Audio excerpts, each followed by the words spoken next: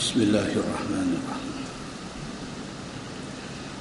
Assalamualaikum warahmatullahi wabarakatuh.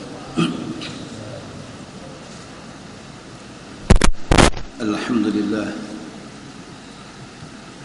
wa bihi nasta'in. Asyhadu an la ilaha illallah wahdahu la syarika lah. وأشهد أن محمدا عبده ورسوله ونصلي ونسلم على هذا النبي الكريم سيد المرسلين وعلى آله وصحبه أجمعين. أما بعد، أيها المؤمنون،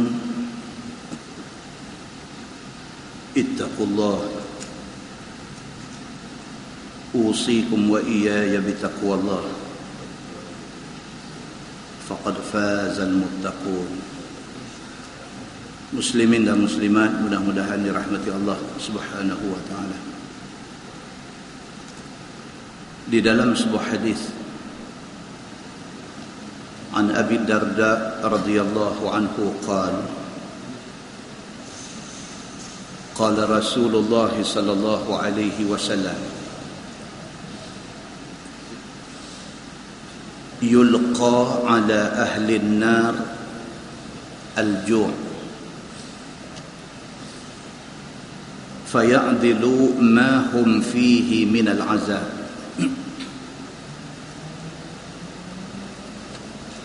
fayastaghithun fayughathuna bi-ta'amin min dhari'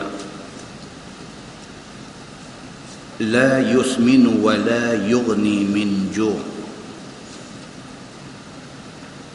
فيستغيثون بالطعام فيغاثون بطعام ذي غصة ويذكرون أنهم كانوا يجيزون الغصص في الدنيا بالشراب فيستغيثون بالشراب فيرفع إليهم الحميم بالكلاليب الحديد فإذا دنت من وجوههم شوت وجوههم فإذا دخلت بطونهم قطعت ما في بطونهم فيقولون ادعوا خزنة جهنم فيقولون ألم تك تأتيكم رسلكم بالبينات قالوا بلى قالوا فادعوا وما دعاء الكافرين إلا في ضلال. قال رسول الله صلى الله عليه وسلم فيقولون ادعوا مالكا فيقولون يا مالك ليقضي علينا ربك قال رسول الله صلى الله عليه وسلم فيجيبهم إنكم ماكثون. قال الأعمش نبئت أن بين دعائهم وبين إجابة مالك إياهم 1000 عام. قال رسول الله صلى الله عليه وسلم فيقولون ادعوا ربكم فلا أحد خير من ربكم فيقولون ربنا غلبت علينا شقوتنا وكنا قوما ضالين ربنا أخرجنا منها فإن عدنا فإنا ظالمون. قال رسول الله صلى الله عليه وسلم فيجيبهم اخسأوا فيها ولا تكلمون. قال رسول الله صلى الله عليه وسلم فعند ذلك يئسوا من كل خير وعند ذلك يأخذون في الزفير والحسرة والويل أو كما قال. Hadis riwayat Imam At-Tirmizi daripada Abi Darda radhiyallahu anhu. Kata dia, Nabi sallallahu alaihi wasallam bersabda, sabda Nabi, yulqa ala ahli an-naril ju'. Nabi kata penghuni neraka telah dicampakkan kepada mereka ini rasa lapar yang amat sangat. Nabi cerita benda nak jadi esok. Orang yang masuk neraka ni, di antara azab yang akan kena orang yang masuk neraka ni ialah al-ju', lapang. Lapang yang bukan sebarang lapang, tapi lapang yang sampai ke tahap kebuluran. Faya'dilu ma hum fihi minal azab. Nabi kata lapang yang dikenakan kepada penghuni neraka itu setimpal dengan jahat daripada atas dunia dulu. Azab lapang yang Tuhan kenakan kepada orang yang masuk neraka ni, azab itu setimpal dengan jahat dia atas dunia dulu. Fayastaghithun. Nabi kata maka minta tolonglah ahli neraka ni, minta tolong supaya diberikan kepada mereka sikit makanan. Lapang, tak boleh tahan. Fayughathuna bi ta'amin min dhari'. Bila mereka minta makan, maka diberi kepada mereka ni makan daripada jenis dhari'. Dhari' ni makanan daripada pokok berduri. Orang yang masuk neraka ni dikenakan azab. Azab itu diantaranya ialah lapang. Bila lapang minta makan. Bila minta makan diberi makanan yang dipanggil dhari', makanan duri. La yusminu wa la yughni min ju'. Dalam Quran ada. Yang kata makanan dhari' ni, makanan duri ni, kalau makan tak kenyang, bahkan tak menggemukkan. Yusmin makna gemukkan. Kita dah lama tak jumpa kawan, 10 tahun 20 tahun tak jumpa, satu hari jumpa kawan kita dekat, kawan kita kata dekat kita, ya akhi anta samin. Dia kata, ya akhi anta samin, maksudnya hang gemuk lah ni, samin. Dalam hadis ni dia kata makanan yang kata pokok berduri ni la yusminu wa la yughni min ju'. Yusmin, samin. Makanan pokok duri ni tidak boleh memberi kenyang dan tidak boleh bagi gemuk kepada orang yang makan. Maknanya makanan azab. Fayastaghithuna bit-ta'am fayughathuna bit-ta'amin dhi ghussah. Bila dapat makanan dhari', makanan duri ni, bila makan tak kenyang, bila makan jadi azab pula lagi, maknanya lapang penduduk neraka ni tak hilang. Maka mereka minta lagi makan. Dia berkata ni bukan makan dhari', makanan berduri ini bukan makan. Kami tak boleh makan pun. Jangankan nak kenyang, jangankan nak bagi gemuk, makan pun tak boleh. Maka mereka minta lagi sekali supaya diberi makan.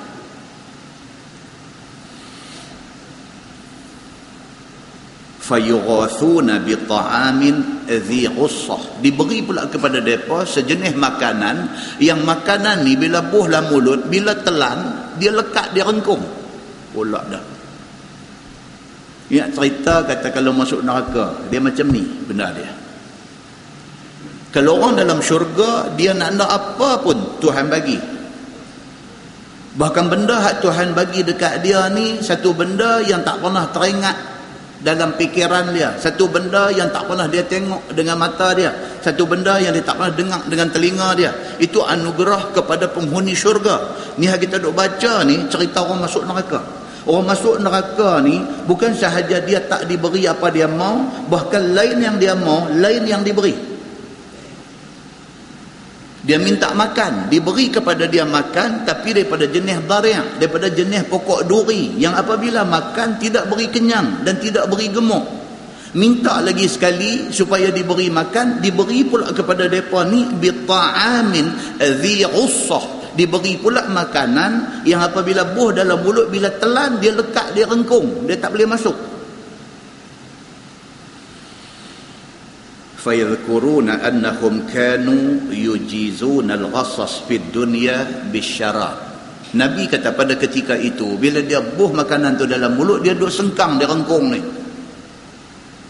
Fayadhkuruna, penghuni neraka ni teringat annahum kanu yujizuna al-ghassas fid dunya bisyarab. Teringat masa hidup atas dunia dulu, kalau makan lekat minta air nak minum. Teringat. Mereka terlupa kata mereka bukan duduk atas dunia. Mereka terlupa kata mereka duduk tu alam lain. Mereka duduk tu alam akhirat. Akhirat tidak seperti dunia. Tapi nama kata manusia ni, bila jadi satu benda dekat dia, dia teringat. Oh, atas dunia dulu kalau makan-makan mengkelan, minta air, tunda dengan air.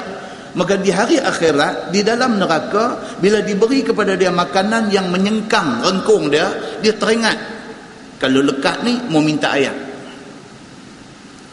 Fayastaghithuna bisyarab, maka dia minta pula air. Fayurfa'u ilaihimul hamim bikalali bil hadid. Bila mereka minta aja, maka diberi kepada mereka ni ayat yang berupa al-hamim. Hamim dalam setengah tafsir dia kata ayat yang mendidih, menggelegak. Dalam setengah tafsir kata hamim adalah tembaga yang dilebok cayak. Sudah kena azab lapang, minta makan. Sudah diberi makanan dari' duri, tak boleh, minta lagi bagi pula satu makanan lekat rengkung. Bila jadi macam tu minta air. Bila minta air diberi kepada mereka ni hamim. Hamim adalah air yang menggelegak, yang mendidih, suruh minum air tu. Tidak cukup dengan itu, air itu diberi dengan bikalali bil hadid, dengan kalalib. Kalalib ni kita tengok orang duk jual daging di market tu, besi hak turun mai cakok tu, dia cakok paha lembu tu, itu dia panggil kalalib. Sama macam kita baca dalam hadis cerita pasal manusia yang nak kena lintas sirat. Di kiri kanan sirat ini kalalib. Allah sediakan besi cakok tu. Langkah setapak dia cakok jatuh bergedebak isi daging. Langkah setapak dia cakok jatuh bergedebak isi daging. Bawah sana neraka. Itu juga dia panggil kalalib. Penghuni neraka ni bila dah makanan lekat dia rengkung, dia minta air. Bila minta air diberi kepada dia hamim. Air yang mendidih, yang menggelegak. Air yang mendidih tu pula diberi kepada dia dengan menggunakan kalalib. Menggunakan besi-besi tajam. Suar air tu masuk dalam rengkung dia, sekali dengan cakok isi perut, tarik awak keluar. Allahu akbar, tuan-tuan. Allah Subhanahu wa ta'ala suruh Nabi habaq ke kita benda ni, tujuan dia satu aja, nak suruh manusia ni takut dengan Tuhan. Itu aja. Seganah-ganah Jerman, seganah-ganah Jepun, duk azab, duk dera, duk seksa orang, tidak boleh lawan dengan azab neraka. Jauh lebih ganah, lebih dahsyat daripada hak biasa-biasa manusia jumpa di atas dunia ni. Sahabat saya cerita di Syria lah ni, puak Syiah duk sembelih umat Islam Sunni di Syria hari ni. Dia sampai ke tahap apa? Dia sembelih, dia belah dada, dia rabut ambil hati, dia buh juga dalam mulut dia, dia pepak 2-3 kali, dia ludah. Kebencian dia tahap tu. Yang disembelih itu ada laki-laki, ada perempuan, ada budak-budak, ada rentuh. Dan dia sembelih, dia ambil pisau, dia cacak atas dada tu, dia tarik kata dia rabut, ambil bahagian jantung ni, dia buh dalam mulut saja papak 2-3 kali ludah. Kebencian tahap tu. Muslimin dan muslimat yang dirahmati Allah sekalian, gambar tu keluar di TV negeri Arab, tidak keluar kita di sini. Tuh gambar kejadian tu ada yang dirakamkan, keganasan yang berlaku sama-sama mengaku Islam. Muslimin dan muslimat yang dirahmati Allah sekalian, ganas itu tidak boleh lawan. Siksa neraka esok dahsyat lagi Allah sediakan kepada orang yang bantah dia masa di atas dunia. Muslimin dan muslimat yang dirahmati Allah sekalian, kata hadis tu, fa idza danat min wujuhihim syawat wujuhahum. Ayat tadi ni sudahlah hamim, sudahlah ayat yang menggelegak, sudahlah ayat itu dijolok masuk dalam rengkung dengan menggunakan kalalib bil hadid, dengan menggunakan besi cakok tajam daripada besi. Panasnya ayat tu pula Nabi kata bila mai dekat dengan muka, tak masuk lagi dalam mulut dan rengkung ni, baru mai dekat dengan muka, syawat wujuhahum, roasted orang putih kata. Kita duk makan kambing panggang tu dipanggil roasted. Muka manusia yang diazab dalam neraka, yang mengkelan minta ayak ni, ayak tu belum masuk dalam mulut, uap panas tu masuk isi daging muka manusia ni. Fa idza dakhalat butunahum, apabila ayak tu masuk pi dalam rengkung, lepas pi dalam perut, qatta'at ma fi butunihim, Nabi kata putus habis segala usus perut manusia itu. Fayaqulun, maka berkata ahli neraka sama-sama dia pun kena, dia tengok kawan sebelah dia pun kena, tengok kawan balik nu pun kena benda serupa. Kena lapar, minta makan, dia bagi dhari', dia bagi pokok duri, makan tak jadi apa, tak hilang lapang, minta lagi makan, dia bagi pula satu jenis makanan yang bila buh tak lepas rengkung. Minta ayak nak tolak, dia bagi hamim, dia bagi ayak menggelegak tu pula diberi dengan menggunakan kalalib. Belum masuk dalam mulut lagi, wak panas tu saja masuk isi muka ni. Bila dah lepas masuk dengan besi tajam tu, dia rentak keluar, terkeluar usus perut, panas tu pula menghancurkan usus perut. Bila tengok macam tu punya keadaan, sama-sama dia bercakap. Nabi kata fayaqulun, bercakap depa sama-sama depa, ud'u khazanata jahannam. Depa kata sama depa, tolong pi cari siapa in charge neraka jahanam ini. Khazanah ni maksudnya penjaga neraka. Siapa in charge, siapa hadut jaga ni, siapa yang bertanggungjawab di tempat kita kena azab ni, pi cari isat, pi minta tolong ke dia. Fayaqulun, kata depa yang kena azab ni, alam taku ta'tikum rusulukum bil bayyinat. Jawab penjaga neraka, jawab penjaga neraka ni, alam taku ta'tikum rusulukum bil bayyinat. Bila mai malaikat Zabaniyah, bila mai malaikat Malik yang menjadi in charge neraka ni, malaikat mai dekat depa, malaikat kata, tidakkah dulu masa hampa hidup di atas dunia dulu ada nabi-nabi mai jumpa hampa? Malaikat tanya yang tu. Awak dulu masa hidup atas dunia dulu, tak adakah rasul yang dihantar oleh Allah mai jumpa hampa? Kalau kita hari ini, Nabi kata dah, Nabi kata al-ulama'u warasatul anbiya. Ulama itu mewarisi kerja Nabi. Masa hampa hidup di atas dunia dulu, tak adakah alim ulama mai masjid kampung hampa? Masa hampa hidup atas dunia dulu, tak adakah satu alim ulama mai duk baca Quran, duk baca hadis Nabi, duk peringat hampa tentang malapetaka yang akan menimpa orang yang bantah Allah ni? Masa di atas dunia dulu tak pernah dengar Quran ke? Masa di atas dunia dulu hadis Nabi ni hang pernah dengar ke tak ke? Di atas dunia dulu hang tahu ke dak agama tu apa? Malaikat mai tanya benda tu ke depa. Qalu bala. Jawab orang-orang ahli neraka ini, bala, bahkan ada mai. Ada masjid kampung saya tiap-tiap malam ada orang mai duk baca Quran, mai duk baca hadis. Di masjid kampung saya ni lambat jumpa majlis. Ada majlis Isra' Mi'raj, ada ceramah dia.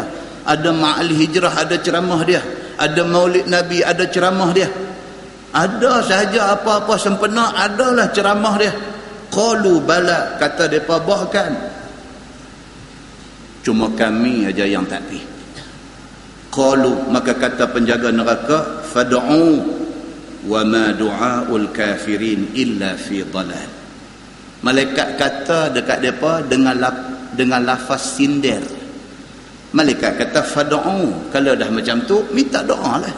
Minta doa. Wa ma du'aul kafirin illa fi dalal. Tapi aku nak abang awal-awal, doa orang yang kafir macam hampa ni sesat, tidak akan membawa manfaat apa-apa. Muslimin dan muslimat yang dirahmati Allah sekalian. Qala Rasulullah sallallahu alaihi wasallam, Nabi bersabda, Nabi kata fayaqulun, maka berkata ahli neraka ni, ud'u malikan. Mereka kata tak boleh sembang dengan puak-puak ni, kita panggil bos dia mai terus. Mana dia malaikat Malik ni? Duk bercakap dengan malaikat-malaikat yang menjaga neraka saja ni tak cukup, kita jumpa bos terus. Ud'u malikan, sama-sama orang dalam neraka hak duk kena azab ni. Mereka kata kalau tak silap aku, nama bos yang menjaga neraka ni ialah malaikat Malik. Panggil Malik mai, kami tak mau sembang dengan mereka ni. Mereka ni tak ada power boleh tolong kami. Panggil Malik mai, kami nak minta tolong. Fayaqulun, kata ahli-ahli neraka ni, ya Malik liyaqdi alaina rabbuk. Bila malaikat Malik mai, penghuni neraka kata, wahai Malik, tolong sat bagi tahu dekat Tuhan hang, suruh bunuh kami ni buang senang. Bebai tu tak habis. Atas dunia ni ada perangai bebai, sampai masuk neraka bebai lagi. Panggil malaikat Malik mai, depa kata dekat malaikat Malik ni, ya Malik liyaqdi alaina rabbuk. Ni pi habaq dekat Tuhan hang, tu sadut dera kami macam ni, bunuh kami bagi mati bang senang. Bebai. Nabi sallallahu alaihi wasallam cerita benda ni. Qala, kata Nabi sallallahu alaihi wasallam, fayujibuhum, maka malaikat Malik jawab bebai depa ni. Depa kata tu duk dera kami, tu duk seksa kami macam ni, bagi kami mati buang senang. Bebai depa tu direspon, dijawab oleh malaikat Malik. Kata dia, innakum makithun. Malaikat Malik jawab dua patah aja. Hampa macam nilah, kekal hampa macam ni, tak ada perubahan pada hampa. Wa ma yamutu fiha wa la yahya. Hampa masuk neraka ni, la yamutu fiha wa la yahya. Nak kata hidup pun dah, nak kata mati pun dah. Nak kata hidup, orang lain hidup bahagia, hang hidup sengsara. Nak kata mati, orang lain mati tutup mata habis, hang dah, hang tak mati, hang duk kena dera, hang duk kena azab. Kata malaikat Malik, innakum makithun. Hal keadaan hampa ni lagu ni lah. Dia kata tetap hampa di neraka. Qala al-A'mash, kata al-A'mash, salah seorang rawi hadis ni, dia kata nubbi'tu anna baina du'aihim wa baina ijabati Malik iyahum al-fa'am. Kata malaikat Malik, dia kata al-A'mash, dia kata apa? Aku diberitahu bahawa daripada bebai mereka tadi ni, mereka kata Malik tolong habaq dekat Tuhan bagi kami mati buang senang. Nak bolehkan malaikat Malik jawab itu 1000 tahun. 1000 tahun. Daripada bebai mereka duk kena azab ni, mereka bebai, mereka kata dekat malaikat Malik, pi habaq dekat Tuhan bagi kami mati buang senang. Nak bolehkan malaikat Malik jawab kata hampa ni akan kekal macam ni? Di antara masa itu ialah alfusana, 1000 tahun baru orang respon permintaan mereka. Qala Rasulullah sallallahu alaihi wasallam, kata Nabi, fayaqulun, kata ahli neraka, ud'u rabbakum fala ahada khairum min rabbikum. Barulah sama-sama ahli neraka ni kata apa? Nampak gaya tak sudah kita ni. Mai kita minta tolong dekat Tuhan. Minta tolong dekat malaikat jaga neraka pun tak boleh tolong, minta tolong dekat malaikat malik pun tak boleh tolong. Lah macam ni kita terus kat Tuhan. Apa kata? Kita pakat-pakat minta kepada Allah Subhanahu wa taala tolong sat kita ni. Fayaqulun, maka kata ahli neraka, Rabbana ghalabat alaina shiqwatuna wa kunna qauman dhalin. Kata ahli neraka ni, Rabbana ghalabat alaina shiqwatuna. Ya Allah, ya Tuhan kami mengaku kami ni masa hidup atas dunia dulu kejahatan menguasai kami. Mengaku depan Tuhan. Okeylah, kami mengaku kami silap. Kami mengaku 60 tahun umur hidup atas dunia dulu kami tak buat baik melainkan jahat. Kami mengaku seumur hidup kami di atas dunia dulu kami tak ada lain melainkan buat naya orang. Kami mengaku kami masa hidup di atas dunia dulu 60 tahun, 70 tahun yang kami tahu apa dia? Maksiat kepada Allah. Mengaku ni, mengaku segala-galanya, mengaku di depan Allah Subhanahu wa taala, wa kunna qauman dhalin, dan kami dulu masa hidup atas dunia adalah kaum yang sesat semua. Rabbana akhrijna minha. Depa kata, wahai Tuhan, minta tolong bagilah kami balik atas dunia balik. Minta, ya Allah, satu nak minta tolong, satu. Bagi sekali lagi peluang kami balik atas dunia. Fa in udna fa inna zalimun. Kalau bagi dekat kami sekali lagi peluang balik atas dunia, kami buat perangai huduh macam tu juga, okey, kami memang zalim, kami memang tak boleh pakai. Tapi minta sekali lagi bagi peluang. Kami nak balik atas dunia, tak bagi masuk syurga pun tak apa, bagi balik atas dunia, kami nak start lain daripada awal.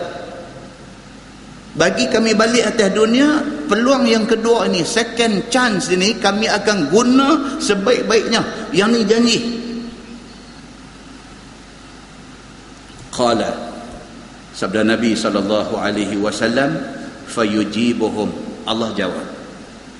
Allah jawab kepada permintaan orang-orang yang duduk dalam neraka tadi ni.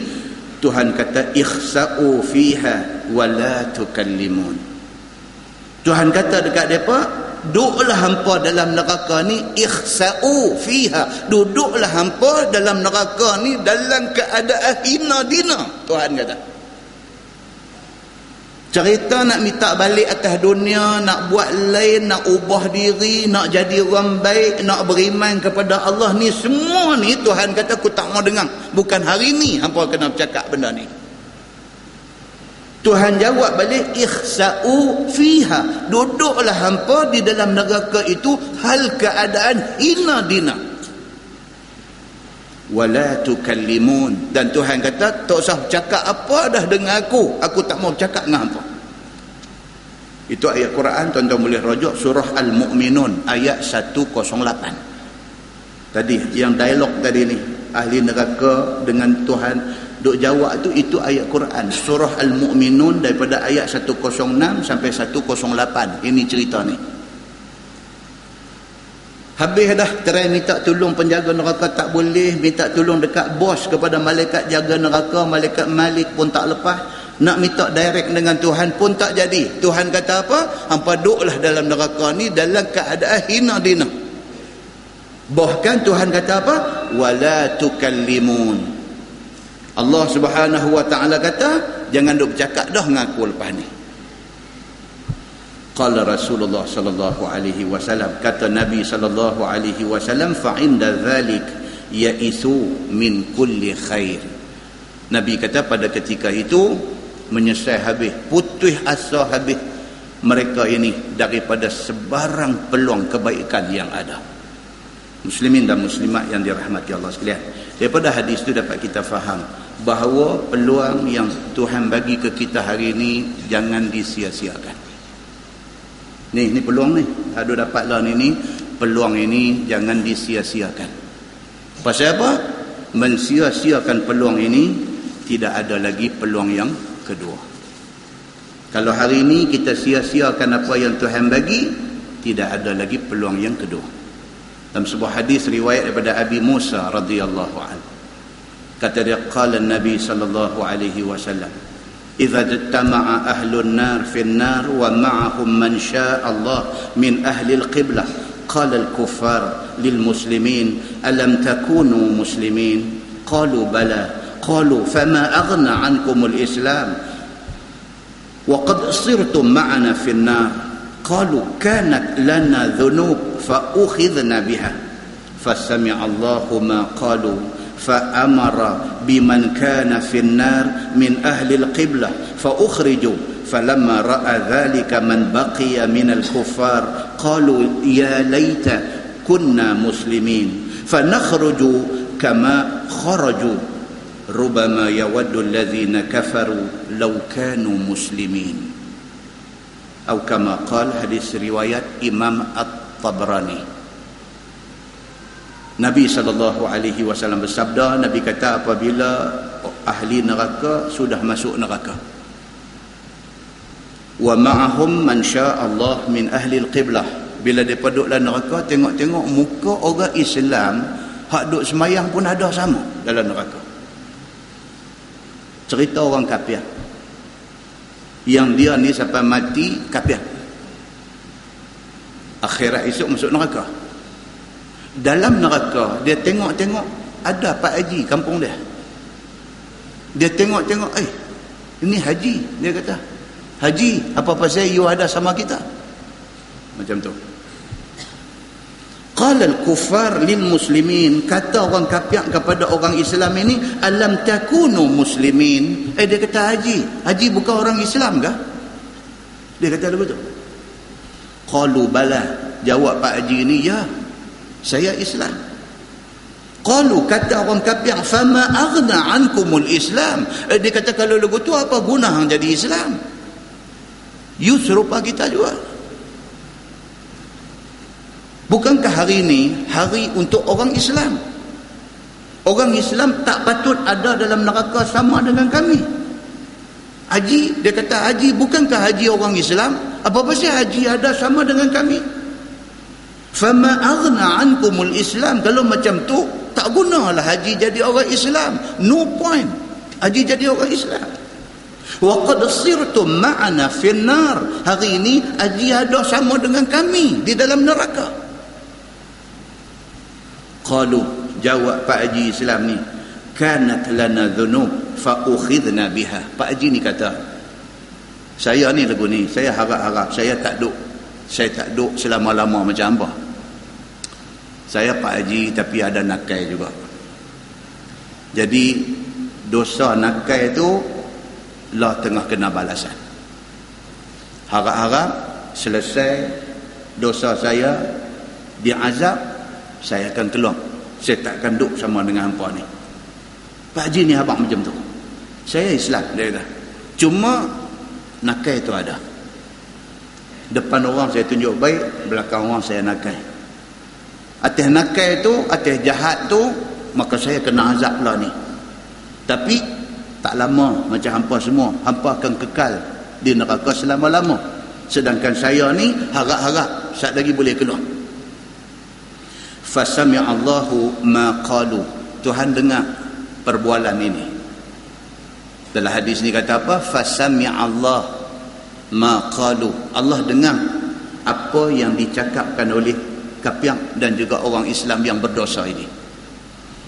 Fa'amara biman kana fin nar min ahli al-qiblah fa ukhriju.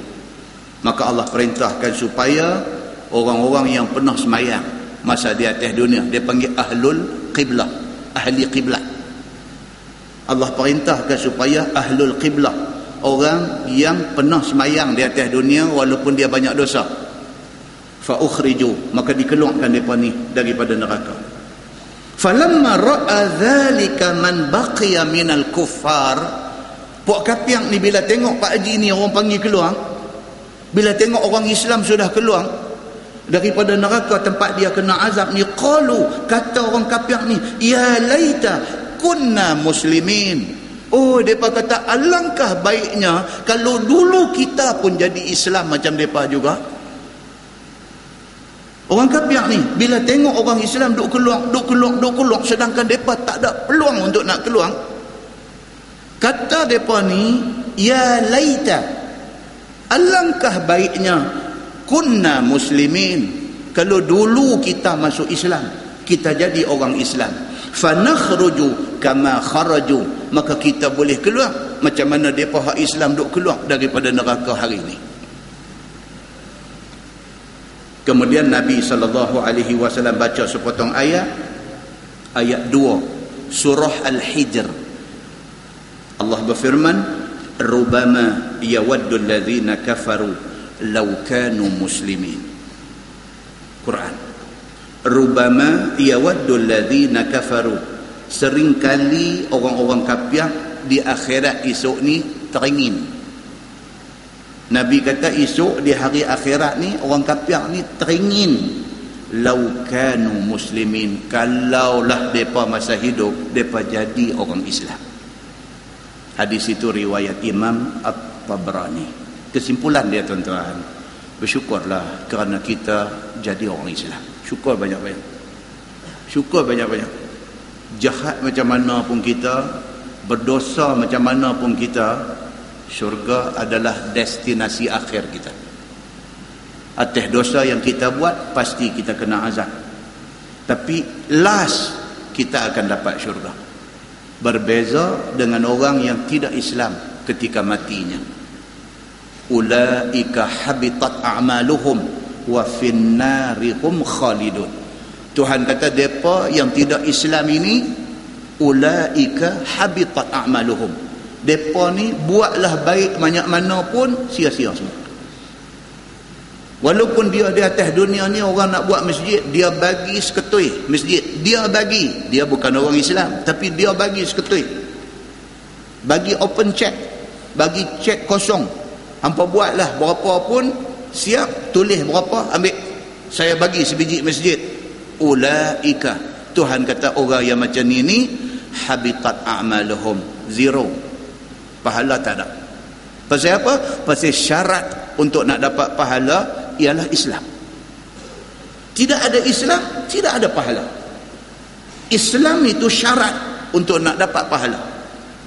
Wa finnarihum khalidun, bahkan di neraka depa kekal selama-lama.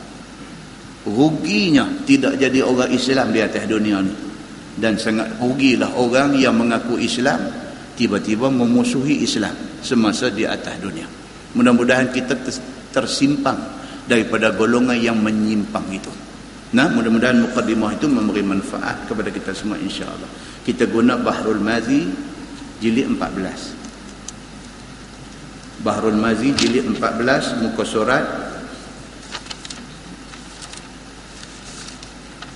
surat 13. Muka surat 13 kita masuk bab ma jaa fir rifqi. Bab ma jaa fir rifqi. Itu bab yang datang pada menyatakan lemah lembut perangai. Ar-rifqu, kataan Arab ni yang kata ar-rifqu maksud dia friendly. Kira kita jadi orang yang orang suka. Muka kita, ayang muka kita, tingkah laku, tindak tanduk kita, sikap kita, orang suka. Kita ada ar-rifqu dalam diri kita.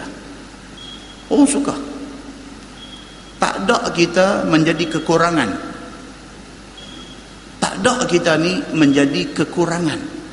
Bukan senang tuan-tuan nak jadi orang macam tu. Bukan senang. Ustazah saya meninggal di Perlis 2 hari lepas ke apa. Ustazah Fauziah Sani mengajak saya di Kolej Islam. Satu orang guru yang tak tahu nak abang mengaji kat dia ni tuan-tuan, satu kelainan. Isteri kepada Dr. Arsyad di Santan, Perlis. Guru Kolej Islam sekian lama. Kemudian mai jadi pengetua di Sekolah Menengah Agama Perempuan. Boleh. Mempunyai kelulusan masters daripada Al-Azhar University. Zaman dia ada MA. Mengajar ni belain daripada guru lain, belain. Dia mengajar tuan-tuan, dia tak bercakap dengan otak kita, dia bercakap dengan hati kita. Satu anugerah Allah dekat dia. Dia mengajar tu macam dia bercakap dengan hati ni. Sayang kita dekat dia ni, tak tahu nak abang, sayang. Pilah habis mengaji sampai mana pun nama dia tak boleh lupa. Tak boleh lupa, sebut orang telefon beritahu, kata ustazah kita tak ada lah, ayak mata kelak, tak sedar. Bukan senang nak jadi orang macam tu, orang yang dia anggap sebagai murabbi. Dia mendidik kita, dia bukan saja muallim mengajar, dia mendidik kita. Satu orang yang bila dia bercakap, kalam dia, kata-kata dia sangat hikmah. Kalam yang pendek, ringkas, tetapi mengandungi makna yang kita sampai tua. Saya umur 50 dah, saya tak boleh lupa apa kata-kata dia. Dia bercakap dalam kelas tuan-tuan, mengajar. Dia bercakap apa tuan-tuan? Dia kata, anak nak pesan dekat entapa semua, anak-anak murid anak ni. Jangan ada seorang pun daripada entapa esok mati dalam keadaan dia buat maksiat. Dia kata, kalau siapa mati tengah buat maksiat, anak tak mengaku anak murid dia akhirat esok. Dia kata macam tu, teringat sampai hari ni. Pasal kata dia daripada hati dia, jatuh di hati kita. Hebat. Tak ada seorang. Nak cari guru yang seumpama itu susah nak cari. Satu orang guru yang kita tahu keikhlasan dia. Semalam saya abang di masjid Brown Garden, Penang. Sahabat saya, budak lepasan Maktab Mahmud, hari ni dah jadi lecturer dekat UIA, dah pakai profesor pun dah lah ni dalam kuliah undang-undang dekat UIA, budak Sungai Limau, Pian. Dia nak pergi London, nak buat PhD dalam law. Dia pergi jumpa Ustazah Fauzia. Pergi jumpa, dia kata, Ustazah saya dapat beasiswa nak pergi buat PhD di London. Ustazah nak pesan apa? Dia pesan satu aja. Dia kata, enta pergi mengaji elok-elok, ambil ilmu. Dia kata, lepas itu enta jadi orang pandai, enta jadi orang terkenal, satu saja, amanah dengan ilmu, amanah dengan Allah. Banyak tu dia kata. Kawan ni sampai hari ni ingat kata-kata. Tak ada cakap panjang, tak ada buang masa, tak ada bercakap benda sia-sia, dia bagi tu terpahat dalam hati. Muslimin dan muslimat yang dirahmati. Bukan senang nak jadi macam tu. Dia bukan boleh berlakon, dia bukan boleh duk buat, tak boleh. Benda ni Allah bagi. Nak bercakap tentang hari guru, macam ni punya guru kita mah. Satu guru yang betul-betul menjadi guru yang mendidik orang.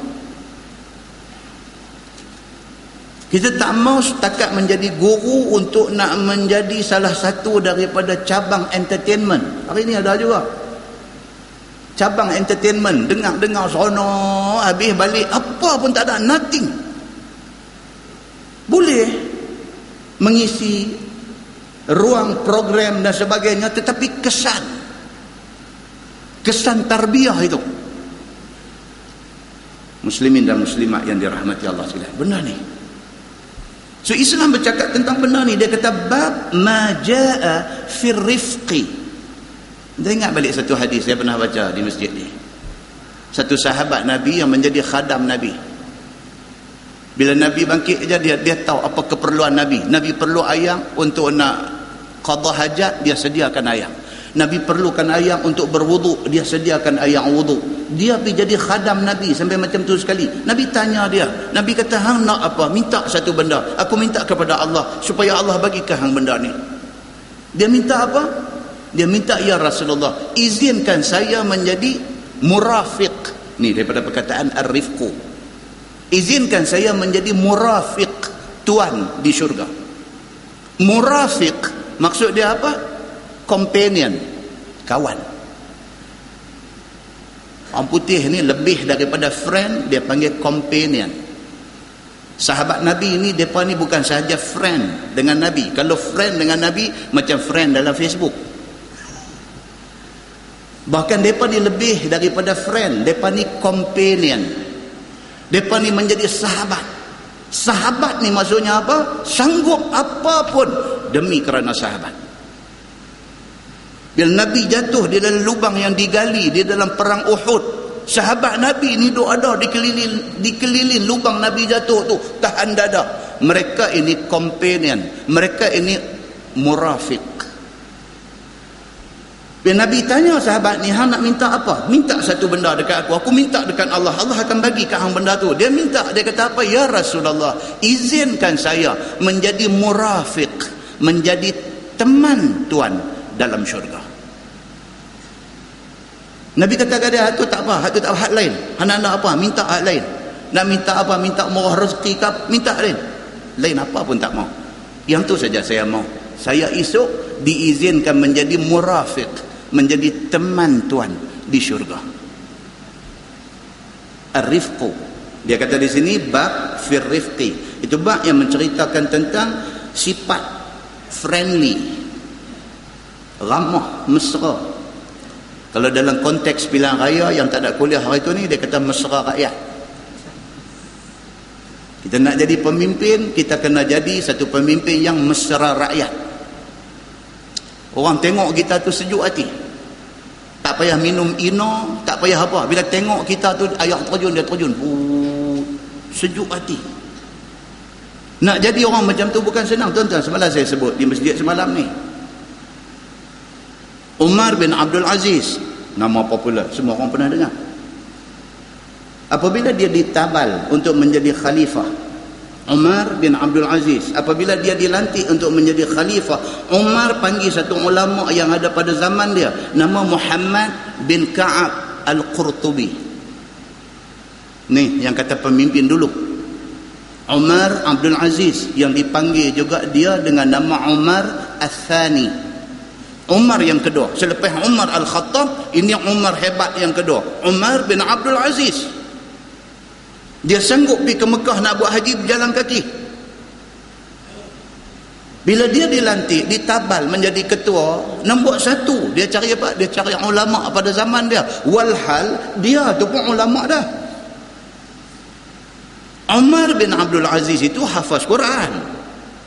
Umar bin Abdul Aziz itu jauh beribu-ribu kali baik daripada ustaz paling baik ada hari ni. Umar bin Abdul Aziz yang bukan sahaja amir, bukan sahaja ketua, pemimpin, bahkan ulama, bila dia dapat jawatan jadi khalifah, dia panggil ulama lain pula mai suruh bagi nasihat ke dia. Maka dia panggil Muhammad bin Ka'ab Al-Qurtubi. Dia kata, hang nasihat aku. Pasal apa? Pasal soal kepimpinan ini bukannya satu tasyrif. Kepimpinan ini bukan untuk dimegah-megahkan, tetapi kepimpinan ini ialah taklif, ialah satu beban yang duk mai atas bau. Hang jangan ingat hang jadi pemimpin hang boleh kaut duit. Hang jangan ingat hang jadi pemimpin orang akan sanjung hang kerana jawatan itu. Tapi hang kena ingat, hang jadi pemimpin kalau ada seorang rakyat dalam kawasan jagaan hang yang tak ada benda nak makan, hang jawab di depan Allah Subhanahu wa taala. Dia tak kira siapa, hang parti apa pun, hang dilantik menjadi pemimpin, you are answerable to Allah. Hang jawab dengan Allah. Kalau dalam kampung hang, kalau dalam kawasan hang, kalau dalam Dewan Undangan Negeri hang, kalau dalam parlimen hang, ada orang yang tak ada makan, hang jawab depan Allah. Maka Umar bin Abdul Aziz apabila dia dapat jawatan, dia panggil ulama ni Muhammad bin Ka'ab Al-Qurtubi. Dia kata, bagi satu nasihat dekat aku. Ringkah kepada jawapan Muhammad bin Ka'ab Al-Qurtubi, dia kata apa? Ya Amiral Mukminin, jadilah seorang pemimpin yang kamu bapa kepada budak-budak muda. Bila kita jadi pemimpin pada anak-anak muda ni, kita macam ayah mereka. Ayah ni maksudnya apa? Kita tak mau benda buruk kena ke anak kita. Macam itulah pemimpin, dia kena pastikan anak-anak muda yang duk ada bawah tangan dia ni tidak ditimpa benda buruk.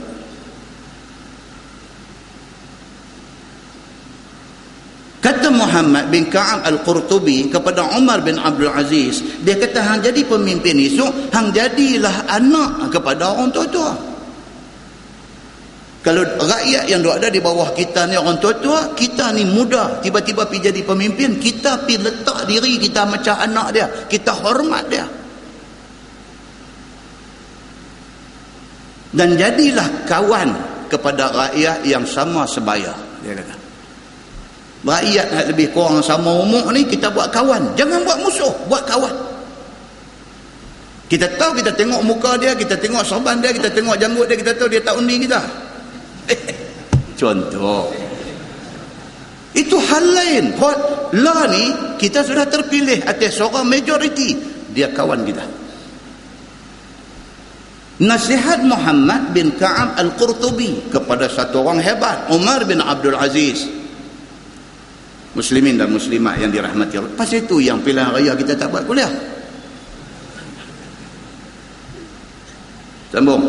Dia kata, ketahuilah saudaraku bahawa lembut perangai itu dipuji oleh syarak. Siapa pun kalau ada ar-rifqu, orang suka.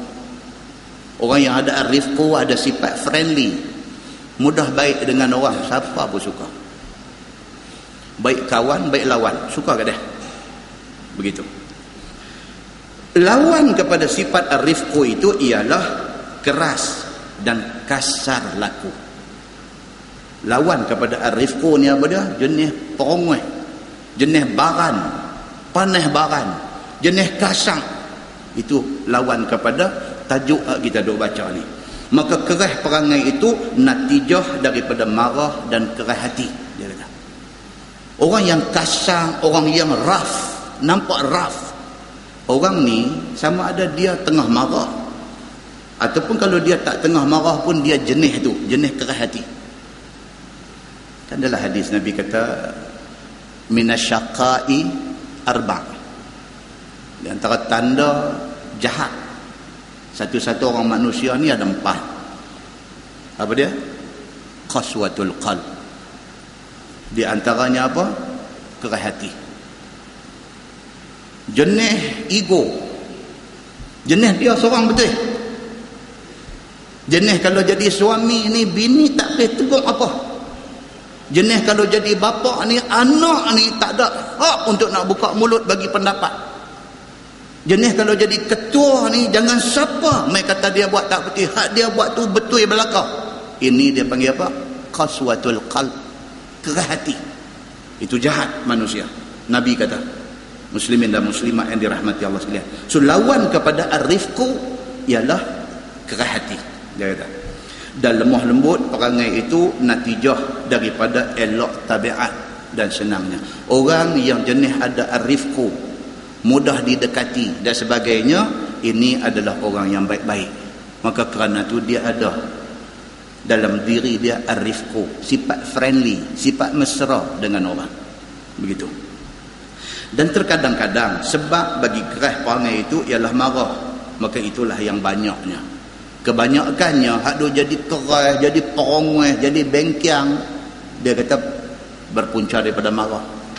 Tak boleh tuan. Kita di rumah berkelahi dengan bini, kita di rumah jadi masalah dengan anak, kita pergi pejabat, satu pejabat jadi mangsa kita. Oh, tak boleh macam tu. Tak boleh. Hal kita di rumah, hal dalam rumah tangga kita, jangan pergi duk rawit orang yang tak tahu apa tu. Di rumah ni kita jadi hal dengan bini kita, pergi jadi hal dengan anak kita. Kita pergi di pejabat ni, staff kita bawa main file, buka 2 kali baling pergi ke dinding. Wih, awak ni, dia kata dia makan anak tebuan ke pagi ni, dia nak main cerita tak elok kan. Dia kata dia breakfast dengan anak tebuan kan ni, awak jadi dulu ni. Jangan macam tu, itu tak bagus. Rumah-rumah pejabat hal lain, kena tahu tu nak potong di mana dia punya cut point dia tu, kena tahu. Full stop, habis. Ni cerita pejabat, cerita lain pula. Pi tunjuk senyum melok balik. Tapi bagi sesetengah orang ataupun kebanyakan orang, dia emotional, dia tak boleh. Benda hak ni dia short habis. 1 hari tu bad mood. 1 hari. Sampai staff nak main minta cuti pun main up tengok tu. Tengok kalau remeh elok tu tak apa, masuk minta. Kalau pergi tengok remeh duduk turun melu baidong tu terus pergi minta lah. Sekejap lagi cuti tak dapat, MC dapat masuk hospital dia ni. Jangan tuan-tuan cerita orang promis ni hak pernah jumpa, tak pernah jumpa tak tahu. Dia kata ada ke macam tu punya orang? Ada tuan-tuan, ada. Balik kerja, buka peti air nak minum air yang sejuk, angkat pelah kosong, paling pergi dinding tu. Pelah tu ada isi air, nak buah lah peti air tu, pelah tu kosong. Budak-budak dia nak minum, dia buka peti air, dia ambil, dia tuang, lepas tu dia buah balik. Bukan dia nak refill, bukan dia nak tambah balik air untuk buah tu. Dia buah balik. Tak kira abang pula main tuang, tinggal buah balik. Ayah balik lagi, engkau kata ada apa, balik pergi dinding tu. Korongui apa ke benda aku tak tahu. Ada manusia macam ni. Islam ni dia nak ajak kita, dia nak didik kita supaya buang benda-benda tu. Benda tu dalam hati semua orang ada. Kita nak layan dia ke tak? Yang tu Kalau kita layan benda tu, lingkup habis semua. Tapi kalau kita kontrol, kita boleh tekan benda tu bagi turun ke bawah, kita jadi orang yang elok. Tuan kan ada duk belajar dalam ilmu tasawuf, dia duk abang nafsu ni ada ammarah, dia ada lawamah, dia ada peringkat-peringkat sampailah nafsu mardiyah. Itulah cerita dia. Nak cerita kata kita ni daripada awal ni ammarah, tak elok semua. Atas mujahadah diri kita, sembahyang sunat yang kita duk buat, puasa sunat yang kita duk buat lama-lama sekali, mengaji yang kita duk hadir, yang kita duk attend dan sebagainya ni, benda ni semua nak tune tu lah, nak tune bagi turun. Sampai satu hari boleh duk dengan bini, boleh duk sembang, boleh cerita balik. Bini kata, abang saya syukurlah, kata saya mula-mula menikah dengan abang dulu, saya berasa macam silap dah pergi menikah dengan rimau mana. Alhamdulillah abang, kata dia boleh cakap macam tu kat kita. Alhamdulillah abang, lepas daripada main anak yang ketiga ni abang berubah banyak, saya syukur pada Allah tu. Cantik lah lepas tu. Maknanya kita duk main kuliah, kita duk baca Quran, kita duk buat puasa sunat, kita duk bangkit malam semayang tahajud sekali-sekala, itu ada kesannya. Muslimin dan muslimat yang dirahmati Allah sekalian. Maka dia kata kebanyakan orang yang piduk jadi pemarah ni, dia kata punca daripada marah yang dia tak dapat kontrol di dalam diri dia. Maka lembut perangai pada sekalian pekerjaan itu tiada terbit ia melainkan daripada elok perangai. Kita yang pergi jadi elok, orang tengok kita berkenan ni pasal apa? Pasal akhlak kita baik. Kerana tu kita jadi macam tu.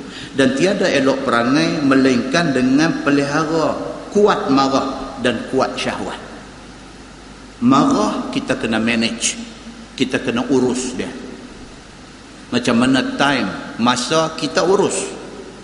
Masa semua orang dapat sama banyak, 24 jam sehari. Tapi ada orang dalam 24 jam tu dia boleh buat semua. Hal rumah tangga dia boleh hatong elok, hal pejabat dia boleh susun bagi cantik, hal untuk agama dia malam dia boleh bagi, lepas maghrib Aisyah dia boleh main mengaji dan sebagainya. Dia boleh manage, dia boleh urus masa dia begitu cantik. Apa hal dengan kita yang tak boleh? Kita ni hingga duk jumpa kawan-kawan kata, lama tak nampak masjid. Allah, kerja banyak, tak dah lah ni. Pembohong. Semua orang kerja banyak, semua orang serupa. Jangan kata kita kerja banyak, semua orang kerja banyak. Atas kita lah nak mengurus masa kita macam mana. Kalau kita urus masa kita dengan baik, peruntukan untuk agama tu untouchable, tak boleh sentuh. Aku kok mana pun dalam seminggu 2 malam aku nak pergi mengaji agama. Malam ni tak boleh compromise dengan siapa pun. Aku nak pergi masjid nak mengaji. Kalau kita urus macam tu, macam itulah kita dapat. Tapi kalau kita gagal mengurus masa, kita gagal mengurus segala-galanya. Sifat marah kita tak boleh urus. Stres kita tak boleh urus. Hari ini berapa ramai orang umur baru 30-an kena hypertension, high blood pressure. Bukan pasal apa pun, pasal tak boleh nak urus stres diri kita. Sikit-sikit stres, kita cari penyakit, kita tanggung penyakit itu. Muslimin dan muslimat yang dirahmati Allah sekalian. Dan tiada elok perangai melainkan dengan memelihara ni yang kata kemarahan dan syahwat, kita mesti kena kontrol dan menjaga keduanya itu supaya ke jalan yang betul. Marah bukan tak boleh marah, tapi kena cara. Kita marah ni ada sebab. Marah pasal apa? Anak tak bangkit sembahyang subuh. Kita marah, tapi marah yang berpada-pada. Kita balik masjid, tengok tak bangkit tidur lagi. Time dah sampai hujung dah. Pergi ketuk pintu bilik, abang sembahyang tak lagi? Marah macam tu aja. Abang sembahyang tak lagi? Oh, buat kalang kabut. Awak abang macam ni. Ambil sembahyang lah ni. Cukup banyak tu. Jangan sambung bagi spoil balik. Tak mau banyak tu aja. Dia pun bangkit sembahyang. Ketegasan tu ada. Jangan perongeh. Balik masjid pun tak bangkit lagi. Hampa ni nak jadi babi ke? La ilaha illallah. Kita dengar ni sebut ni perkataan hak bukan-bukan ni. Pergi panggil ke anak. Allahu Akbar. Awak macam tu. Anak pun hilang respect dekat kita. Kebaikan yang kita cari, keburukan yang lain. Muslimin dan muslimat yang dirahmati Allah sekalian. Islam ajak benda ni. Bukan ahli psikologi aja. Bukan tokoh motivasi aja. Islam ajak benda ni. Allah dan Rasul yang ajak kat kita cara-cara ni. Dan dia kata hinggap di atas hati sekira-kira mencengangkan daripada berfikir. Jaga, dia kata. Kemarahan ni kalau dan dia mai bertapak dalam hati kita hilang kewarasan. Kalau kita duk layan marah ni, duk layan dia, satu hari kita tak boleh kontrol kemarahan kita. Ni dia nak beritahu. Dan menegahkan daripada tiap perkara yang sekalian pekerjaan itu. Maka lembut perangai pada sekalian pekerjaan itu tiada terbaik melainkan daripada elok perangai. Tengok hadis dia. Kata Imam At-Tirmizi an Abi Darda radhiyallahu anhu anin Nabi sallallahu alaihi wasallam qala man u'tiya hazzahu minar rifqi faqad u'tiya hazzahu minal khair. Maksudnya diriwayatkan daripada satu sahabat Nabi sallallahu alaihi wasallam, nama dia Abu Darda radhiyallahu anhu. Daripada Nabi sallallahu alaihi wasallam sabdanya, barang siapa diberi akan dia akan habuan daripada perangai lemah lembut, maka sesungguhnya telah diberikan kepadanya habuan daripada kebajikan. Kita ni kalau ada lemah lembut, maknanya itu tanda kebaikan Allah bagi kat kita. Dia nak abang yang tu. Yakni Tuhan kurnia pahala kadar yang dibuat daripada sifat lemah lembutnya itu. Ada pahala kita bersifat lemah lembut ni. Ada pahala, Nabi kata. Waman hurima hazzahu minar rifqi faqad hurima hazzahu minal khair. Dan barang siapa diharamkan dan ditegahkan habuan daripada lemah lembut, maka sesungguhnya diharamkan habuan daripada kebajikan. Demikianlah Nabi kata, siapa yang tak ada lemah lembut dalam diri dia, bermakna Allah tak bagi kebaikan kepada dia. Kena ada santun, itu kena ada santun, sopan santun itu kena ada. Kata At-Tirmizi, daripada bab ini ada riwayat daripada Aisyah dan daripada Jarir bin Abdullah dan Abi Hurairah, dan bermula ini hadis hasan lagi sahih. Baik, lemah lembut kelakuan dan cakap itulah yang disuruh oleh syarak. Maka hendaklah seseorang itu apabila bercakap dengan orang, biar lemah lembut kata-katanya, biar manis tutur katanya, kerana ia tabiat orang yang ada bangsa dan orang yang ada kemanusiaan. Kita bercakap ni biar sopan. Satu ustaz baru ni ceramah di satu tempat belah tempat saya tu. Dia jenis kasar. Ustaz tu bagus tapi jenis kasar. Jadi dalam ceramah tu keluarlah perkataan-perkataan kepala bapak hang lah, apa jenis macam tu. Ada peminat dia. Ustaz ni macam mana pun ada peminat. Jenis kasar ni. Dia tu kepala bapa anak aram jadah ni dalam ceramah ni. Sonok lah. Kalau kita sigong kawan sebelah sonok. Hak sonok, hak tak sonok pun ada. Hak tak sonok ni diketak dada. Awak dari ni, awak duk sat-sat bunyi. Duk sebut ish. Dia habis ceramah sembahyang Isya, nak balik, satu perempuan duk tunggu luar. Tunggu dengan cukup, pinggang mau cukup. Kan? Ustaz. Dia jumpa buku ngaruh. Ustaz, dia kata. Saya nak tanya ustaz, bagus ke duk sebut kepala bapa, anak haram, haram jadah, bagus ke? Tak ribut, dia tak sangka buah macam tu nak main. Apa duk kalang kabut. Saya susah payah duk ajak anak-anak di rumah suruh bercakap elok. Duk ajak anak-anak ni jangan duk sebut perkataan-perkataan macam tu. Satu ustaz main duk sebut macam tu atas masjid. Ni anak-anak saya nak kata apa? Pucat ke ustaz ni? Tambah pula amai kerja ni perempuan, lagi pucat. Kan? Boleh ke satu ustaz macam ni dia duduk tak habis lagi tak? Orang masjid pun pergi potong lah. Dia kata tak apa kak, tak apa, mungkin ustaz kita tersilap pun. Duk silap mana boleh, ustaz mana boleh silap, dia duduk tak habis lagi. Dia kata kak, tak apa kak, tak apa. Ustaz tu pun itulah malam penghabis dia pergi masjid tu. Tak hobi lah. Nampak tuan-tuan? Nak abang kata apa? Ada orang suka, ada orang tak suka. Tapi hak agama nak abang ni apa dia? Benda macam tu jangan. Agama tak suka. Punya banyak perkataan lain ada. Awak pergi cari perkataan macam tu. Bercakap pula dalam masjid. Tak elok sangat-sangat. Muslimin dan muslimat yang dirahmati Allah sekalian. Ni pula dia beritahu kat kita apa? Biarlah kita ni ada bahasa, dia kata, dan ada kemanusiaan. Dan menunjuk ia orang yang berakal. Orang dengar, orang ada respect dekat kita. Ini orang ada ilmu. Begitu. Dan pula lemah lembut cakap dan lemak manis tutur kata itu belenggu hati, dia kata. Bila kita cakap elok ni, kita tambat hati orang. Orang dengar dia berasa sejuk hati, dia berasa lega.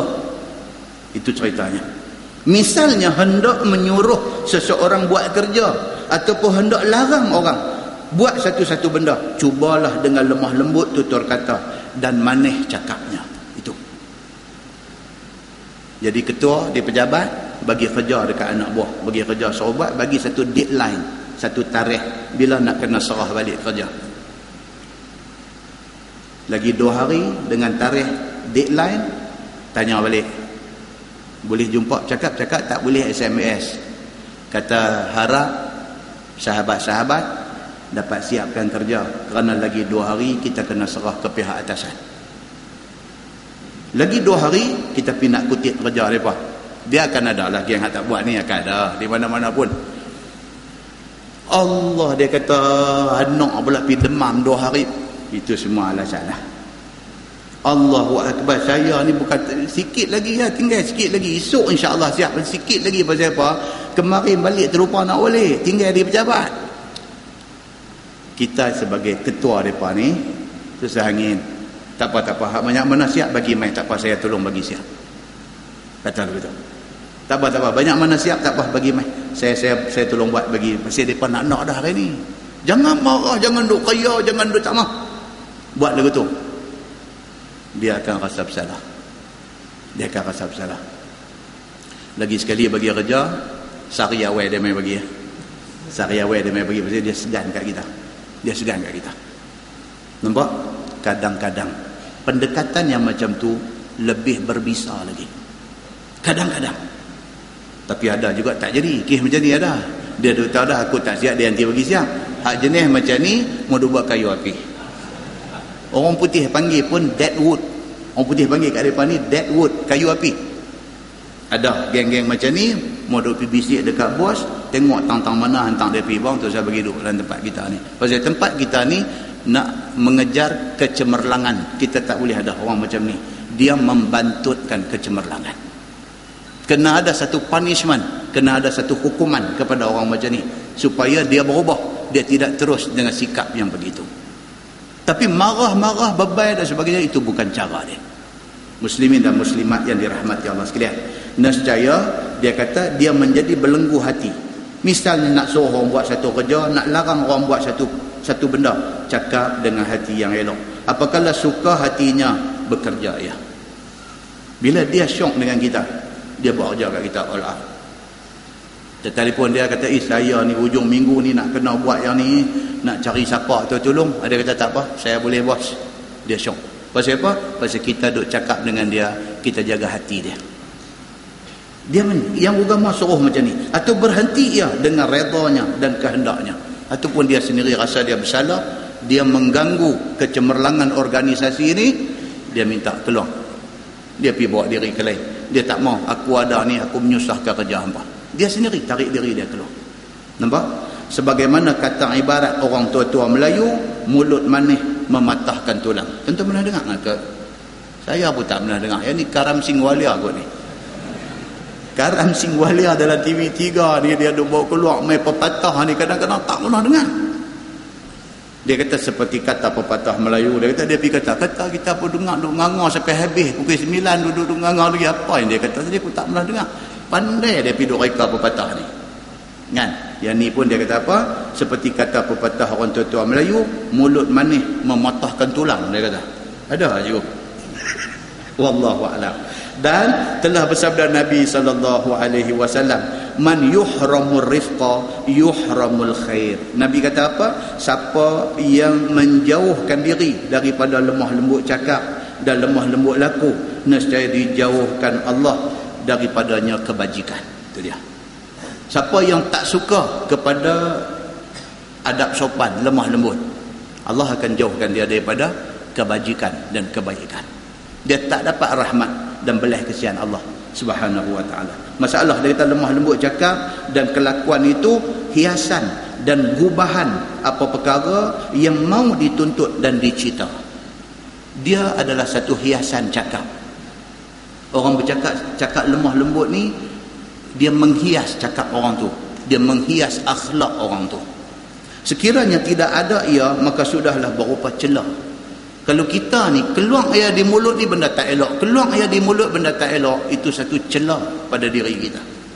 Dia kata, sebagaimana ada tersebut di dalam sahih Muslim, sabda Nabi SAW, inna rifqa la yakunu fi syai'in illa zanah. Itu hadis. Wala yunza'u min syai' illa syanah. Itu hadis sahih riwayat Imam Muslim. Bahwasanya lemah lembut dan tingkah laku yang elok itu tiada ada ia pada suatu, melainkan menjadi hiasan dia. Kalau kita bercakap lembut, itu kebaikan untuk kita, hiasan untuk diri kita. Dan tiada tanggal ia pada sesuatu, melainkan dicacat akan dia. Kalau cakap tak elok, kita umpama orang yang cacat. Pada mata orang, kita ni cacat. Begitu. Masalah lemah lembut Nabi SAW pada cakapnya. Dan disuruhnya, yakni disuruh Nabi SAW pada yang demikian itu. Tersebut di dalam Sahih Bukhari, di dalam bab Fadlur Rifq. Riwayat daripada Aisyah radhiyallahu anha, katanya telah masuk satu jemaah kurang daripada 10 orang Yahudi menghadap Nabi SAW. Ini cerita. Satu hari Nabi duduk di rumah Aisyah, sekumpulan Yahudi mai rumah Nabi. Apabila sampai mereka itu di hadapan Nabi SAW, berkata mereka kepada Nabi dengan kata seperti bunyi macam memberi salam. Yahudi mai rumah Nabi, mereka wish Nabi, mereka ucap dekat Nabi sekali dengar macam bagi salam dekat Nabi, supaya terperasan kepada telinga Nabi SAW yang mereka itu memberi salam.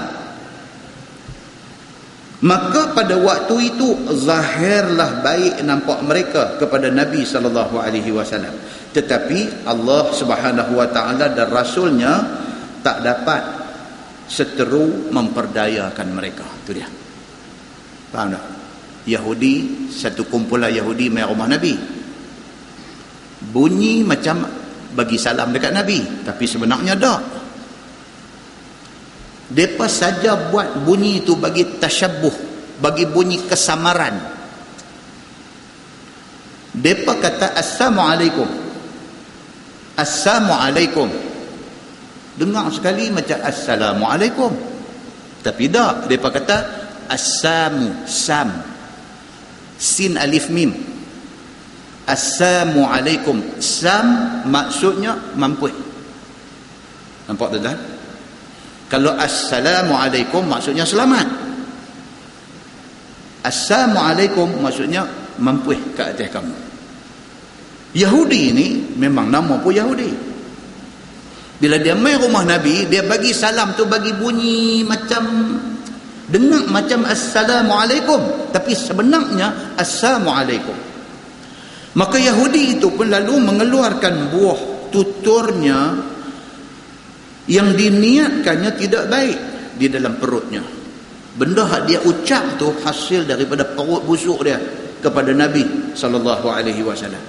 Maka kata Yahudi itu Assalamualaikum. Ni Assalamualaikum artinya mampuslah kamu ya Muhammad. Perkataan mampus itu bukan saya saja kata. Dalam ni pun dia terjemah Assam, makna dia mampus. Yahudi ni pi ucap dekat Nabi Assalamualaikum, mampus hang wahai Muhammad. Maka didengar oleh Nabi SAW dan isteri Nabi iaitu Aisyah radhiyallahu anha perkataan itu dengan terang dan nyata. Nabi ini tak boleh diperdayakan. Allah bantu dia. Allah tajamkan telinga Nabi. Nabi dengar sebiji Yahudi ini sebut Assalamualaikum, bukan Assalamualaikum. Nabi dengar clear. Dan Aisyah isteri Nabi juga dengar clear. Yahudi sebut Assalamualaikum, mampus kamu wahai Muhammad. Lalu disahut oleh Nabi SAW dengan lemah lembut dan lemak manis bunyinya dengan sabda Nabi SAW, wa'alaikum. Nabi dengar dia sebut Assalamualaikum, mampus hang wahai Muhammad. Nabi jawab balik wa'alaikum, dan ke atas hang, maksudnya mampus juga lah. Nabi tak jawab wa'alaikumussalam, dan Nabi tak kata wa'alaikumussalam, sebab bagi Nabi perkataan itu tak sesuai dengan kehebatan Nabi. Orang ucap mampus dekat Nabi, Nabi tak ucap mampus balik dekat dia. Pasal apa? Sebab Nabi dia nak ucap benda tak elok tu tak terbit di mulut dia. Pasal apa? Pasal dia Nabi. Jadi bila Yahudi mai kata Assalamualaikum, mampus hang wahai Muhammad, Nabi jawab balik wa'alaikum. Maksudnya apa? Hang pun sama. Begitu. Maksudnya ke atas kamu juga mustahak mampus itu. Ni dalam kitab ini. Maka telah dibalas oleh Aisyah dengan keras dan kuat bunyi kerana panasnya hati Aisyah mendengar sumpah Yahudi ke atas Nabi SAW dengan kata mampus kepada Nabi itu. Lalu kata Aisyah, wa'alaikumussalam wal la'nah. Tu dia yang kata perempuan ni. Yang kata perempuan ni, kalau lelaki dia pangkat inspektor, dia DSP. Minta mohon kakak, contohnya begitu. Pasal apa? Pasal berlaku dekat Aisyah. Aisyah ni siapa? Isteri Nabi. Pasal apa? Pasal Aisyah tu perempuan. Perempuan ni dia memang ada tu benda tu. Dia emotional, dia cepat marah, dia nak melompat. Itu tabiat orang perempuan. Kalau orang perempuan marah pun memang betul dia marah lah, pasal dia lalu tu. Aisyah ni bila Yahudi mai di rumah kata dekat Nabi Assalamualaikum, mampus hang wahai Muhammad, Nabi sendiri hak kena kata tu, okey, Nabi kata wa'alaikum. Asisten sudah jawab lebih. Aisyah kata apa? Wa'alaikumussalam wal la'nah. Dia kata ke atas hampa mampus dan laknat Allah. Dia bagi dua ketul bagi. Aisyah ni dia sudah macam tu. Artinya atas sekalian kamu mustahak mampus, bahkan dilaknat Tuhan. Bila didengar oleh Nabi SAW kata Aisyah yang demikian itu sebagai membalas kata-kata Yahudi, maka sabda Nabi SAW kepada Aisyah, mahlan ya Aisyah, inna Allaha yuhibbur rifqa fil amri kullih. Allahu Akbar. Yang kata Nabi ni, bila Aisyah jawab macam tu, Aisyah tu mempertahankan Nabi. Dah, Nabi kata dekat Aisyah, dia kata apa dekat Aisyah? Mahlan ya Aisyah. Mahlan ni kalau dalam kita hari ni kata apa? Relax. Jangan duk panas lagu tu. Mahlan. Slow. Relax. Jangan duk marah macam tu. Mahlan ya Aisyah, innallaha yuhibbur rifqa. Allah suka kalau kita ada sifat lemah lembut. fil amri kullih, dalam apa kerja yang kita buat. Jangan duk buat perangai tak elok macam ni. Depa nak kata biar pergi kat depa. Yang kita hari ni tuan-tuan kalau jadi satu orang yang orang kenal, mesti ada orang kata. Tuan-tuan jadi Datuk Najib pun orang kata, tuan-tuan jadi Tok Guru Ni Aziz pun orang kata. Pasal apa? Pasal dua-dua ni orang terkenal. Betul ke tak betul hak orang kata tu perkara lain. Soalnya hang jadi orang terkenal, hang mesti kena kata. Tuan-tuan jadi Ustaz Samsuri pun orang kata. Kata juga, sopa je. Hak tak suka kat kita, bukan semua orang suka kita, dan bukan semua orang benci kita. Kadang-kadang satu orang tak suka dekat satu orang kerana tak kenal je, bukan pasal apa pun, tak kenal. Selama ni dia duk dengar orang duk main cerita kata si Polan ni tak bagus, dia duk dengar yang tu ya. Dia sendiri tak pernah kenal orang yang dia kata tak bagus tu, tapi dia hari-hari duk dengar orang kata tak bagus, dia pun maki kawan tu sampai cukup-cukupnya dia maki. Orang tanya dia, hang kenal ke yang duk marah sangat kat dia ni? Tak tahu kenal tak kenal, tapi dia ni tak boleh pakai. Ramai orang macam ni, kan? Tok Guru Ni Aziz 20 tahun lebih jadi Menteri Besar Kelantan, tuan-tuan. Dia lagu dia, dengan rumah kayu dia, dengan hidup dia yang sangat sederhana dengan Tok Guru. Mereka sampai masuk dalam Facebook, pergi bubuh gambar Tok Guru, puh gambar babi duk hirup ayam. Tu nak abang kata apa? Manusia ni, dia kalau dia benci dekat satu orang, tahap kebencian dia ni boleh pergi sampai ke tahap yang bukan-bukan. Satu orang main kata kat saya, baru ni kita pun duk jaga tak mau nak marah, tapi darah dia tembak naik dia sampai ke rambut ni. Dia main cerita orang lain kata, tapi tak maulah cakap macam tu. Dia kata, Ustaz, ada orang duk kata. Dia kata apa? Tak, dia kata PAS ni duk nandak sangat, hudud ambil bekas Menteri Besar Kedah, potong kaki dah hudud lah tu. Kata, ai, saya kata apa cakap macam ni? Dia kata, Ustaz jangan marah saya cerita orang kata. Tak boleh lah, apa benda sampai macam ni, hang politik apa sampai macam ni? Itu yang tak mau nak kuliah dalam pilihan raya tu. Tak boleh, jangan. Kita ni kena ada batas sempadan. Tuan-tuan buat bendang pun kena ada batas. Tuan-tuan buat bendang, kalau tak buat batas, nak jadi bendang apa? Mesti kena ada batas. Kalau bendang pun kena ada batas, ini ke pula kehidupan kita? Mesti ada batas, mesti ada sempadan. Kita benci satu orang, mesti ada sempadan dia. Jangan sampai kerana kebencian politik, kepartian, kita nak pergi. Jangan sampai macam tu. Ini benda yang agama duk pesan. Dua-dua pihak sama aja. Kita tak suka, jangan terlebih sangat. Sana pun tak, jangan terlebih sangat. Biarlah neraca ilmu dan neraca Quran dan hadis yang menjadi sempadan kepada apa cakap-cakap kita. Muslimin dan muslimat yang dirahmati Allah sekalian. Jadi Aisyah ni sudah marah. Nabi kata dekat dia, mahlan ya Aisyah, inna Allah yuhibbur rifqa fil amri kulli. Aisyah, relax. Allah suka kepada sifat lemah lembut dalam apa urusan pun. Jangan duk buat macam ni, Nabi kata dekat dia. Jawab Aisyah radhiyallahu anha kepada Nabi sallallahu alaihi wasallam. Aisyah kata, ya Rasulullah, awalam tasma' ma qalu? Dia nak pertahan lagi. Kata Aisyah, ya Rasulullah, tidakkah tuan hamba dengar apa yang Yahudi kata tadi? Dia duk geram lagi.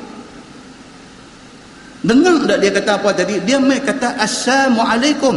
Dia kata mampuih dekat hang. Dia kata, dengar tak dia kata apa tadi? Jawab Nabi SAW kepada Aisyah, qad qultu wa alaikum. Nabi kata, aku dengar dan aku dah jawab pun. Aku jawab wa alaikum.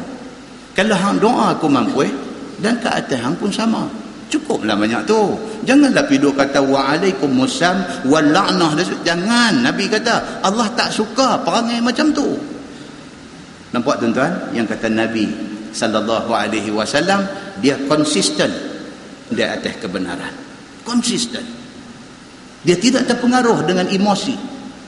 Semalam kita baca hadis di Masjid Tanjung semalam. Satu sahabat Nabi tengah tidur di masjid. Dia ambil kamis ni, baju hak dia pakai ni ada selai lagi, dia lipat, dia buat bantai tidur di masjid. Dalam pada tidur tu golek pi golek mai, orang mai curi baju hak dia duk lapis buat bantai, curi. Dia jaga, dia royak pencuri, curi baju dia, orang ramai tangkap pencuri ni. Dibawa ke depan Nabi sallallahu alaihi wasallam. Bila sampai di depan Nabi, diadukan kes dia ni mencuri kamis, baju kepunyaan hamba Allah ni. Nabi pun bicarakan kes tu, tanya siapa saksi, siapa apa, tengok barang nilai dia lebih daripada rubu' dinar, lebih daripada 1/4 dinar dan sebagainya. Sabit kesalahan, saksi-saksi yang ditampilkan berwibawa mengikut perkiraan Islam dan sebagainya. Nabi perintahkan suruh potong tangan pasal dia ni mencuri. Sahabat tadi, tuan punya baju yang kena curi ni, bila dia tengok-tengok, benda sudah jadi macam tu, dia pula pergi dekat Nabi. Dia kata, ya Rasulullah, baju saya ni murah aja. Dia kata, tak sahlah potong tangan dia. Dia jatuh kesian balik. Dia kata, ya Rasulullah, baju saya ni berapa dirham saja nilai dia, janganlah sampai potong tangan dia. Nabi kata apa? Nabi kata, benda ni sebelum bawa ke depan aku. Nabi jawab. Dan Nabi kata apa? Janganlah hampa menjadi orang yang membantu syaitan merosakkan kawan hampa. Kalau pada perkiraan hang barang yang dia curi itu tak patutlah, kesianlah kat dia kalau potong tangan, settle sebelum ke mahkamah. Settle sebelum ke mahkamah. Dah tangkap dah dia ni apa semua, hang curi baju aku, dia pun mengaku, minta maaf dan sebagainya. Okey, lain kali hang jangan buat benda macam ni. Okey, lepas dia. Lepas tu tak salah. Tapi setelah dibawa ke muka pengadilan, sudah dijatuhkan hukum, hudud tidak boleh dimaafkan. Mafhum daripada hadis tu apa dia? Dia nak bagi tahu dekat kita, Islam ni dia bukan agama yang nak menjatuh hukum. Hukum itu satu mekanisme, sebagai satu alat untuk nak menjamin jenayah daripada merebak di dalam masyarakat. Tetapi bukan intention, bukan kecenderungan Islam nak tangkap orang, nak potong tangan. Bukan macam tu. Nabi sendiri berapa kes dibawa mai depan dia, muka Nabi tak seronok, Nabi tak suka nak menghukum orang. Nabi kata, kalau boleh benda-benda macam ni hampa selesai, jangan bawa mai ke depan aku. Tapi kalau dah dibawa ke depan hakim, Nabi kata perbicaraan sudah berjalan, saksi, bukti dan sebagainya sudah dikemukakan, kes sudah disabitkan, manusia tidak ada hak untuk memberi ampun setelah dibicarakan. Bagi kes-kes hudud.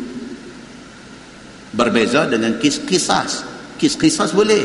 Waliyud dam, keluarga kepada orang yang kena bunuh boleh bagi pengampunan kepada orang yang kena bunuh, kepada orang yang membunuh boleh bagi pengampunan.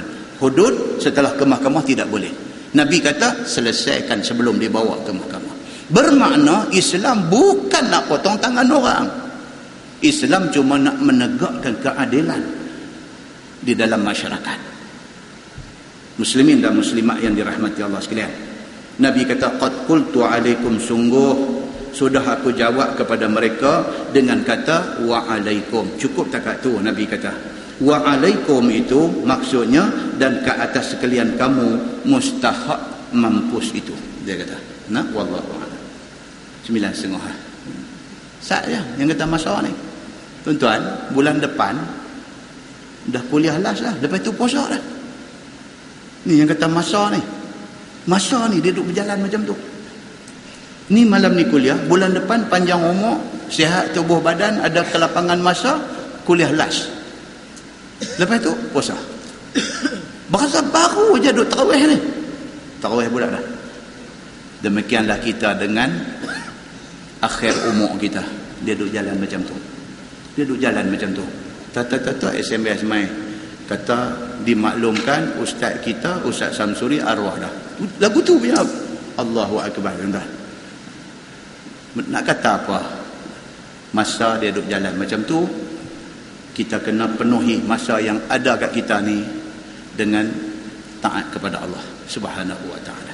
Nah, wallahu a'lam. Lepas ni kita masuk tajuk bab fi da'watil mazlum. Itu bab yang datang pada bab yang menyatakan doa orang yang kena zalim.